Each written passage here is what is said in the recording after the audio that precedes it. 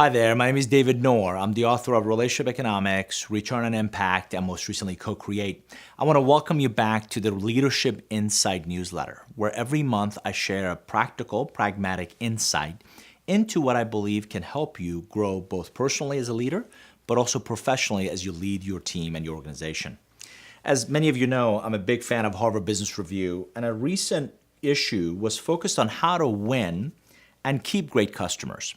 And what I want to focus on in this session is really a dynamic org structure.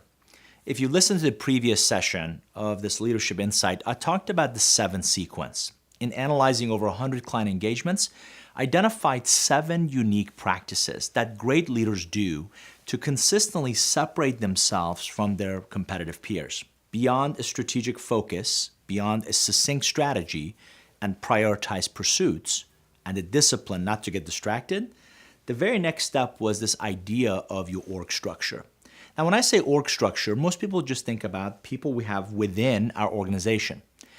I want to add dynamic org structure to it. And specifically in Co-Create, I started the idea by talking about what I call the Hollywood talent model.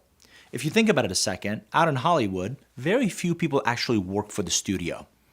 The studio hires an executive producer who gets the manuscript and hires a director and on-camera talent, off-camera talent, and they focus on a common mission, common vision, right, of what we're going to do together over some period of time. And they bring the best ingredients together to create that vision, to create the outcome thereafter.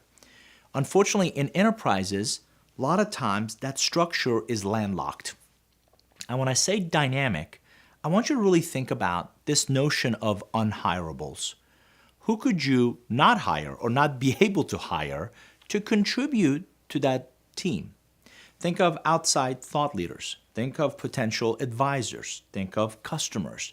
Think of partners you're not doing business with, but they still have a vested interest in your success. I serve on an advisory board, a digital transformation advisory board for 2 of my clients.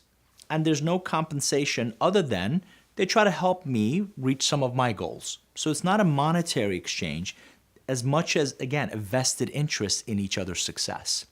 When you bring outsiders into your goals, into your aspirations, into the key priorities you've set out to achieve, they bring a different lens. They bring a different perspective. They bring fresh thinking because they're not there every day. And they can bring all these insights, all these experiences from other parts of their lives, other relationship ecosystems into what you're trying to do.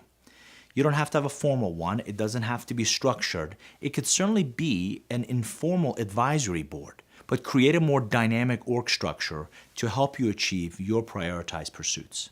My name is David Nour. I'm the author of Relationship Economics, Return on Impact, and most recently Co-Create.